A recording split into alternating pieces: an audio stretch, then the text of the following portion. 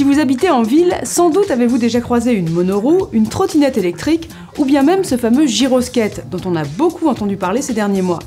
Voici les avantages et les inconvénients de chacun de ces nouveaux engins. Ils sont faciles à ranger en intérieur, chez soi ou au bureau. Et on peut les prendre avec soi dans les transports en commun. Comptez une vingtaine de kilomètres d'autonomie en moyenne. Et question prix, la fourchette va de 600 à 2000 € selon les modèles. Pour la trottinette comme pour la roue, batterie et moteur sont des composants dont il ne faut négliger ni la puissance ni la qualité. Ce sont généralement eux qui font grimper le prix. Vous retrouverez sur quechoisir.org tous nos conseils pour choisir votre modèle. Une chose est sûre, la trottinette électrique est plus facile à apprivoiser. Aucun apprentissage n'est nécessaire. Une fois le guidon réglé en hauteur et la trottinette allumée, il suffit de poser le pied pour se lancer. Accélérateur et frein se trouvent sur le guidon, quelques tours de chauffe suffisent pour se sentir à l'aise. On peut facilement passer sur les pavés et encaisser les petites déformations du trottoir. En résumé, la trottinette est stable et confortable, surtout si les pneus sont gonflables et non pas pleins. Sur une monoroue électrique, le pneu est toujours gonflable.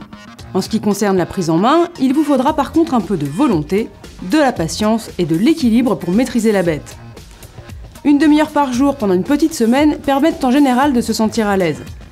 Sachez que les petites roues sont plus sensibles et donc plus difficiles à bien maîtriser que les grandes. Côté pilotage, le système est simple. Basculer vers l'avant pour accélérer et redresser les pieds pour ralentir. Certains fabricants proposent des modèles avec non pas une, mais 2 roues, pour trouver plus facilement son équilibre.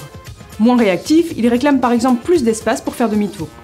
Autre différence majeure avec les trottinettes électriques, sur une monoroue, la glisse est assez incroyable. En montée et en descente, on se croirait presque dans un ascenseur. Sensation et plaisir garantis, d'autant que le confort, grâce aux pneus, est optimal. On ne sent pas les grilles, on ne dérape pas sur sol humide, on finit même par descendre les petites marches et absorber tous les chocs. On ne peut pas en dire autant des overboards. Ces planches reprennent le principe de la bascule gyroscopique, mais il est difficile de se sentir en sécurité.